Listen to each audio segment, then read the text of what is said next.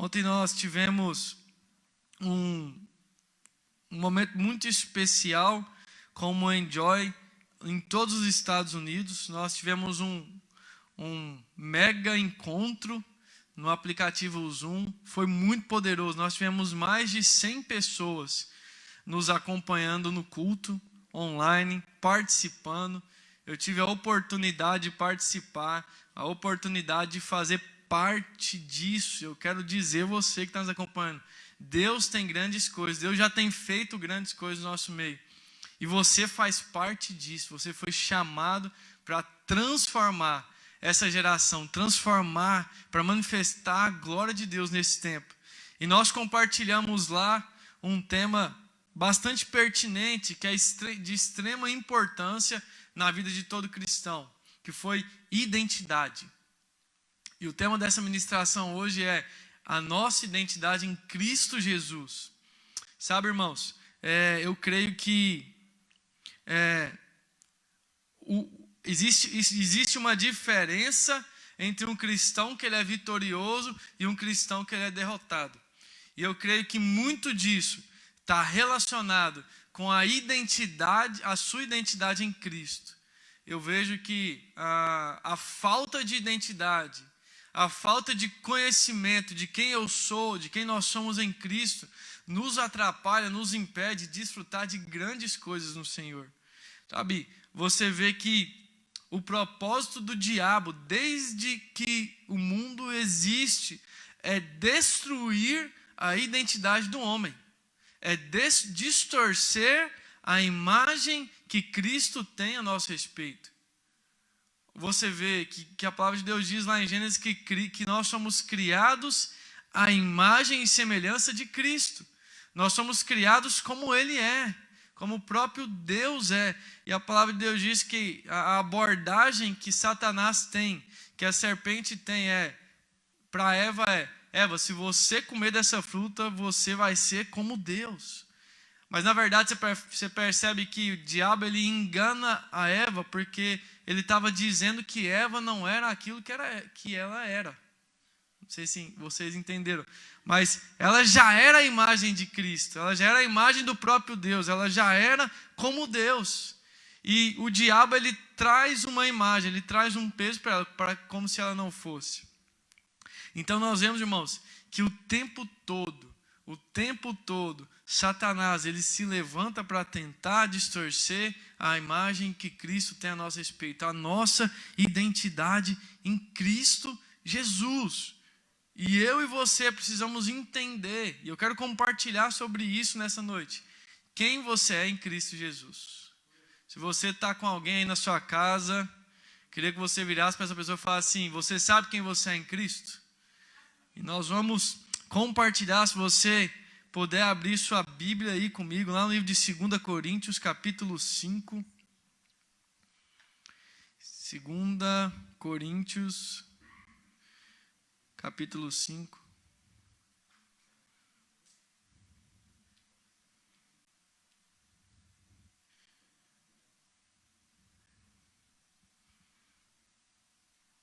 Segunda Coríntios 5, versículo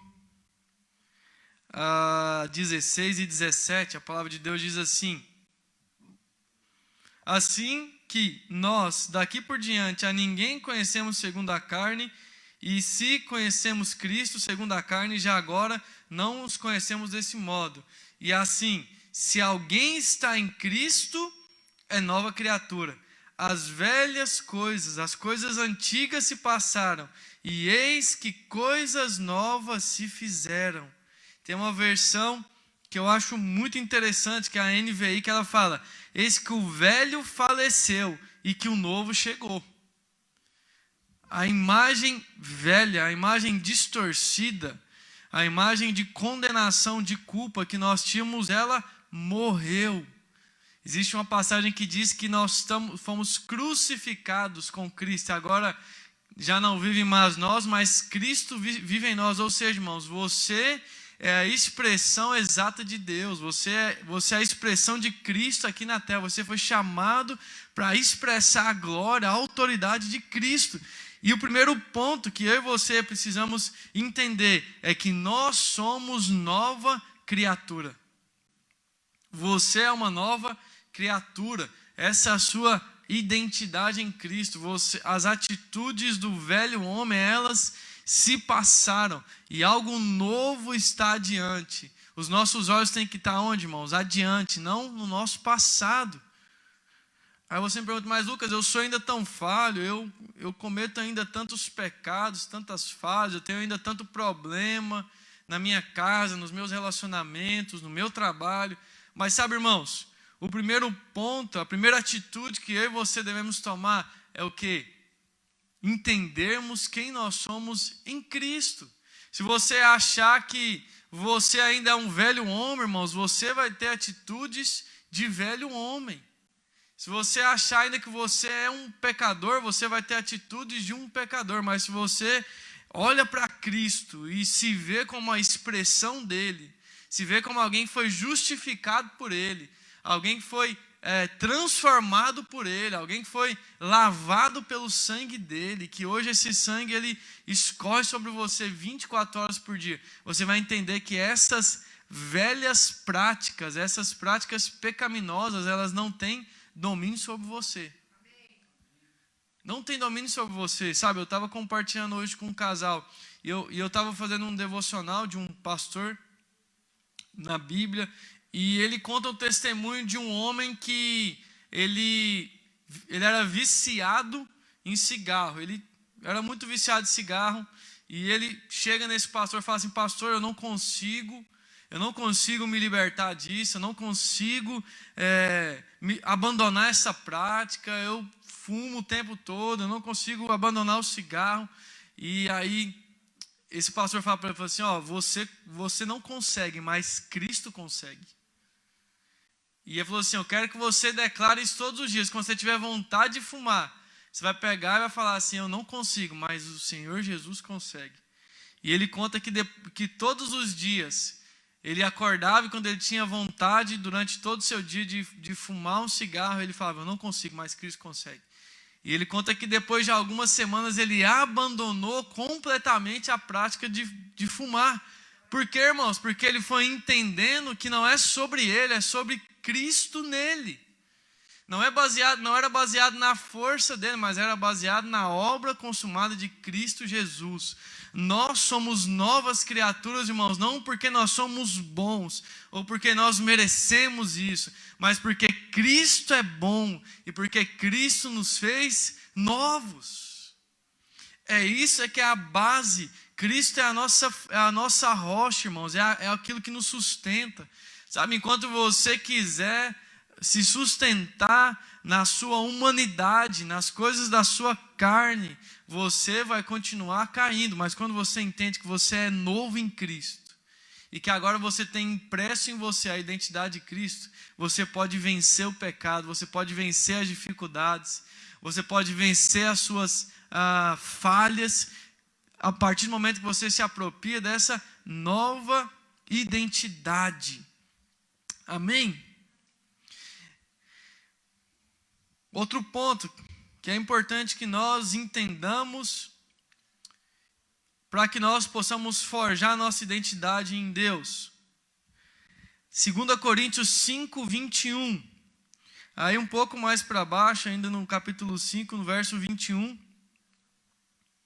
Diz assim, aquele que não conheceu o pecado, ele o fez pecado por nós, para que nele fôssemos feitos justiça de Deus. Repete aí comigo, você que está ruim, porque não está na igreja, a gente pede para repetir, a gente ouve as pessoas repetindo. Mas repete aí, eu sou justiça de Deus. Eu sou justiça de Deus. Percebe, irmãos? Eu não sou justificado pelas minhas obras. A palavra de Deus diz que eu sou justificado pela minha fé.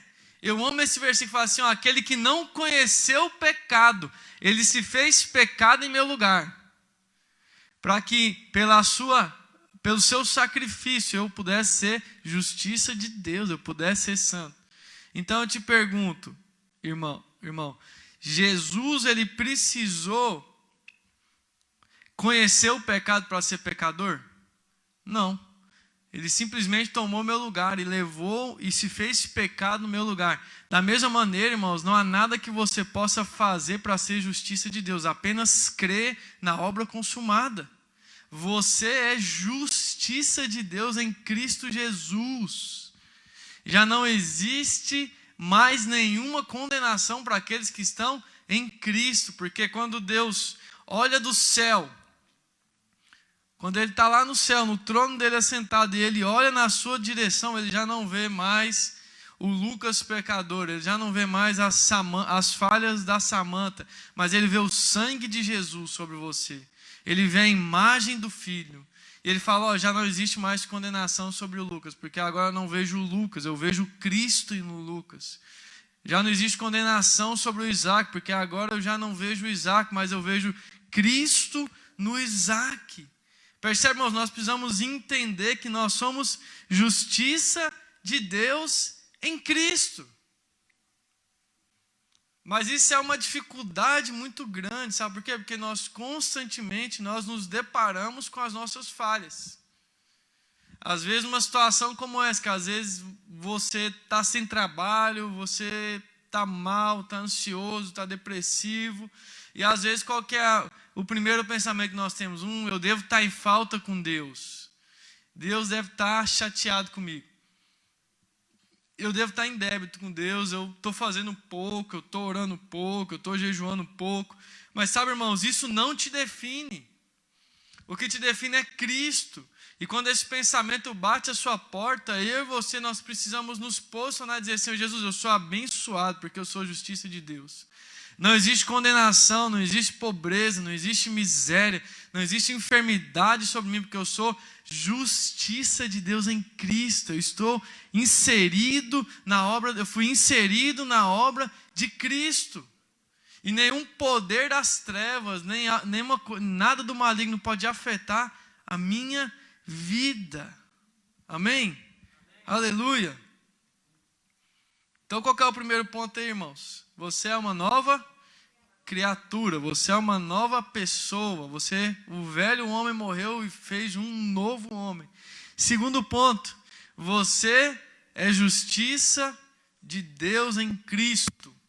Sobre você não existe condenação, você é justo. E terceiro ponto, você é um filho amado. Repita em alta voz, onde você estiver, eu sou um filho amado. A palavra de Deus diz, eu compartilhei isso ontem no culto, um versículo que diz que nós o amamos porque Ele nos amou primeiro. Nós amamos porque Ele nos amou. Ou seja, porque Ele nos amou, vamos inverter a ordem, porque Cristo nos amou, agora eu tenho capacidade de amar. O problema, irmãos, é que muitas vezes nós queremos amar sem conhecer antes, sem entendermos antes que somos amados. E aí, irmão, isso aí tem prazo de validade. Na verdade, não funciona. Você nunca vai conseguir expressar e entregar em amor enquanto você não entendeu o quanto você é amado. Percebe, irmãos? Para mim expressar o amor, seja a Cristo e seja as pessoas à minha volta, antes de mais nada, eu preciso entender que eu sou amado. Eu amo, irmãos, eu amo uma mulher na Bíblia. Maria, irmãos, Maria Madalena. Maria foi muito perdoada, irmãos.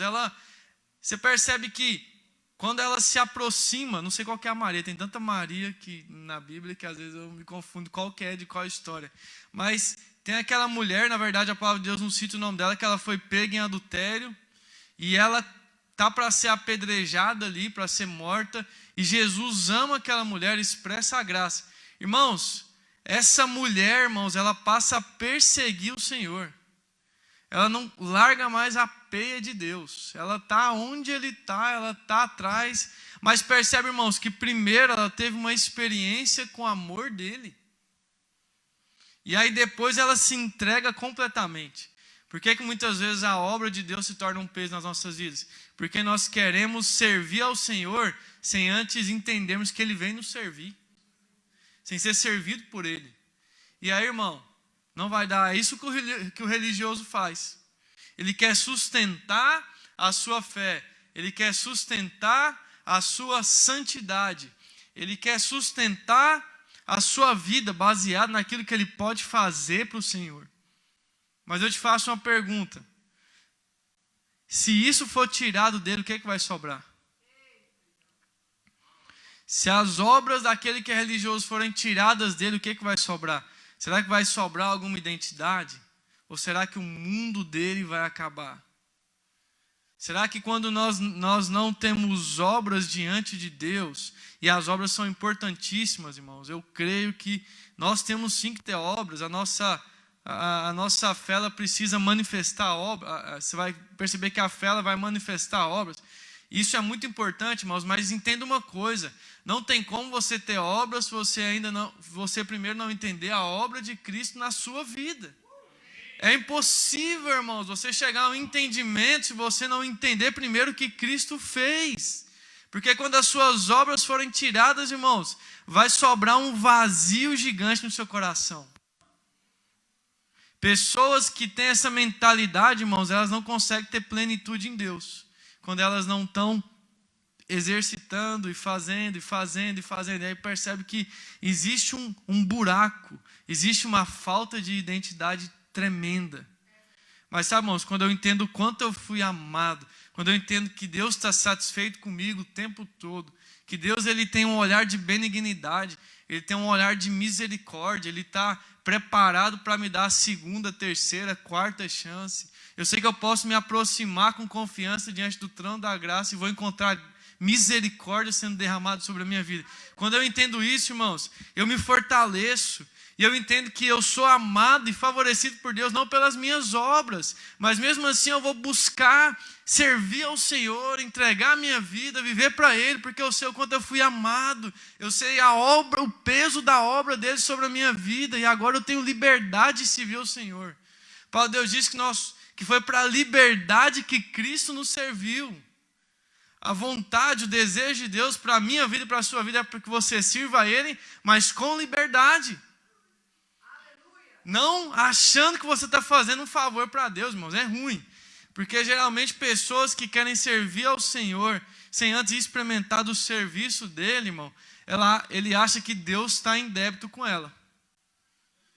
E aí, às vezes, quando Deus não faz uma coisa do jeitinho que ela quer, não responde a oração do jeitinho que ele deseja, ele fica chateado com Deus. Ah, porque eu sou tão bonzinho, sou uma pessoa tão boa. Olha lá o fulano, nem faz nada. Eu estou aqui, todo domingo aqui, transmitindo aqui, correndo atrás, fazendo live, e estou aqui, pregando para as câmeras, e eu estou aqui, tem um pessoal aqui que está também, glória a Deus, servindo, abrindo mão do descanso, de estar às vezes assistindo esse culto aí. Não estou falando que você está em casa é mais preguiçoso que ele, não, irmão, não entenda mal. Mas você percebe que aí às vezes fala assim, nossa, eu estou servindo aqui, não parei, eu estou aqui na igreja, estou fazendo live, E aí o fulano está lá de boa na casa dele, aproveitando a quarentena, tranquilo, na liberdade que o Senhor deu a ele, e fala assim, mas ele é abençoado, eu não sou. Mas eu faço mais coisas que ele, Jesus. Isso é uma injustiça da sua parte. Porque é isso que nós queremos dizer. Quando o crente, eu falo que o crente religioso é um crente mimado. Porque quando Deus ele não responde do jeito que ele quer, ele fica chateadinho. Ele fica bicudinho. Quando ele faz as coisas, ele não tem reconhecimento dos homens, ele fica cabisbaixo. Porque ele quer ser reconhecido, ele quer alcançar o favor, não é só de Deus, não, é das pessoas também. E aí o que acontece, irmãos? Deus pega um irmãozinho lá, coitado, está fazendo nada lá, mas no pouco que ele tem, ele expressa a Cristo, ele vive Cristo, e aí Deus se manifesta, e aí a gente fica chateado, irmãos, porque a gente está fazendo demais. Mas sabe de uma coisa, irmãos? Antes de você fazer demais, você precisa deixar que essa obra de Cristo seja uma realidade na sua vida, e na minha vida. Sabe, irmãos? Entenda, você só pode amar ao Senhor, só pode amar ao seu próximo, e antes você for amado. Tem uma passagem que diz, se eu não me engano, em Apocalipse, que fala que nós devemos voltar ao primeiro amor. E você precisa entender, irmãos, existe um princípio de interpretação bíblica que se chama hermenêutica. Dentro da hermenêutica, na verdade isso é a hermenêutica, né? Existe um princípio dentro da hermenêutica que se chama princípio da primeira menção. Eu não vou entrar no detalhe, mas a primeira vez que é mencionado na Bíblia, ela é o significado real daquilo que quer dizer. E na verdade, irmãos, o primeiro amor que é expresso na palavra de Deus é o amor de Deus para com você. Então você vê que na verdade a exortação de Deus é: você precisa voltar ao primeiro amor, ou seja, você precisa entender primeiro o amor de Deus. Volte ao primeiro amor. Percebe, irmãos? Eu sei que esse texto é usado e também pode ser usado para que a gente possa retornar a esse lugar às vezes de intensidade, esse lugar às vezes de paixão pela glória, pela presença, em que nós amamos ao Senhor com todo o nosso coração. Isso é muito bom, irmãos, mas você percebe que isso é impossível de ser feito se você não primeiro voltar ao primeiro amor, voltar a entender o amor de Deus para comigo e para com você. E é uma linha muito arriscada, irmãos, é muito perigosa. Eu amo o livro de Gálatas, é um livro que eu acho que expressa a graça de maneira mais clara. E você vê que Paulo, em Gálatas, ele já chega com um pé na porta. Já fala assim: eu não estou entendendo por que vocês começaram na graça e agora estão indo para a lei. Eu não estou entendendo por que vocês começaram em Cristo, no amor dele, e agora vocês estão querendo fazer as obras na força do seu braço. E esse é um caminho terrível. Esse é um caminho destrutivo, irmãos. Aquilo que começa em Cristo precisa terminar em Cristo. E eu sou fortalecido à medida que eu me entrego. Percebe, irmãos? Eu te convido a fazer o teste. Fala: Deus, eu quero sentir o seu amor, eu quero saber o quanto eu sou amado. E à medida que esse amor vai enchendo seu coração, você vai perceber o quê? Que mais vontade de entregar a sua vida, mais vontade de servir ao Senhor você vai ter. Amém? Quantos estão sendo edificados aí? Diga aleluia. Olha, pelo menos aqui na igreja o pessoal está bastante. Glória a Deus. O último ponto, irmãos, que eu quero compartilhar aqui. O pessoal do louvor aqui pode sumir para parecer que está acabando. Só vou pregar mais 45 minutos. Mas vocês fiquem em pé aqui comigo. Pessoal aqui no WhatsApp, a Deise, Paulinho, está mandando aqui, ó, emenda outra aí. A live. Acabou do nada a live, ok. Ok, já voltamos aí no Instagram. Quarto ponto. Você não é o que você tem ou o que você faz. Eita glória. Deixa eu te falar, irmãos. Você não é o que você conquistou no seu degree de faculdade. Você não é o seu ministério. Você não é o seu chamado. Você não é as suas realizações.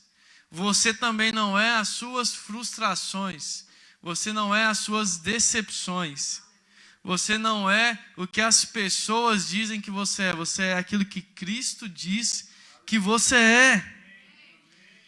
E é um ponto importantíssimo, irmãos, na formação da nossa identidade. Nós entendermos que nós não somos aquilo que nós temos a oferecer, ou aquilo que nós conquistamos, e também não somos os nossos fracassos, as nossas decepções. Isso não nos define, irmãos. O que nos define é Cristo, a nossa identidade nele. O que não é o seu valor, mas é o valor que Deus te deu. Você, irmãos, você foi chamado para expressar a glória de Deus. Você foi chamado para manifestar todo o poder, toda a graça. Sabe, isso tem tudo a ver com Ele. É o que eu falei antes aqui, irmãos. Muitas vezes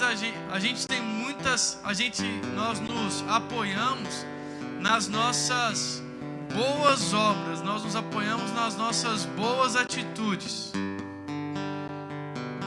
na nossa, às vezes, compaixão com os outros, na nossa bondade, na nossa generosidade. Mas sabe, irmãos, mais cedo ou mais tarde você vai falar em alguma dessas áreas. E o que vai sobrar? Vai sobrar quem você é. Vai sobrar quem Cristo diz que você é. Sabe, eu queria te dizer isso. Nós estamos ceando nesses dias de quarentena. Eu queria que você pegasse aí um pedaço de pão, algo que representasse o cálice. Se você tiver um suco aí, se não tiver, pega água mesmo, sabe? E que você tivesse nesse momento comunhão com o Espírito Santo. À medida que simbolicamente você está comendo do corpo de Cristo e bebendo do seu sangue, isso está fazendo uma realidade no seu interior. Isso está gerando vida dentro de você. Enquanto você ministra isso ao Senhor, você vai entendendo quem você é em Cristo. Você é uma nova criatura. Você é justiça de Deus em Cristo. Você é muito amado. E você não é o que você faz ou o que você tem. Você é aquilo que Deus diz que você é. Você é o que a Bíblia diz que você é. Você tem aquilo que Deus diz que você tem. Sabe, irmãos, você é amado, você é perdoado, você é justificado, você foi reconciliado, você é mais do que vencedor sobre todas as coisas. Você está assentado com Cristo nas regiões celestiais. Você é santo como Ele é santo. Você é puro como Ele é puro. Você é tudo aquilo que Deus diz a seu respeito. Eu queria que você, nesse momento final, ministrasse essa canção e que ela fosse uma realidade no seu coração. Ela diga: eu estou crucificado com Cristo, agora não sou eu quem vive, mas é Cristo. Cristo vive em mim, a glória de Deus se manifesta na minha vida. Esse é quem eu sou. Esse é quem eu sou. Já estou crucificado com Cristo. Agora vivo, não mais eu. Já estou crucificado com Cristo. Agora vivo, não mais eu. Cristo vive em mim. Cristo vive em mim, aleluia.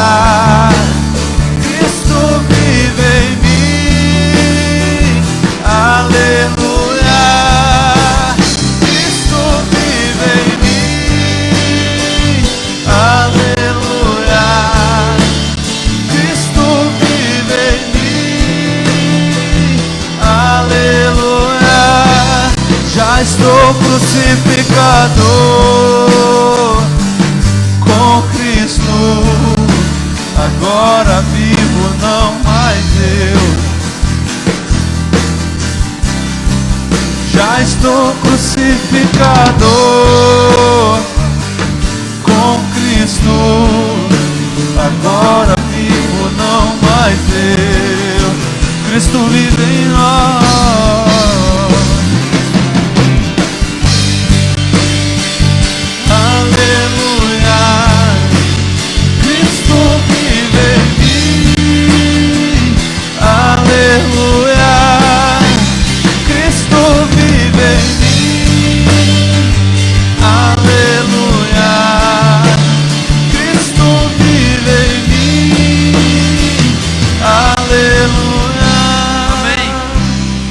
Você pegasse agora do pão, do cálice.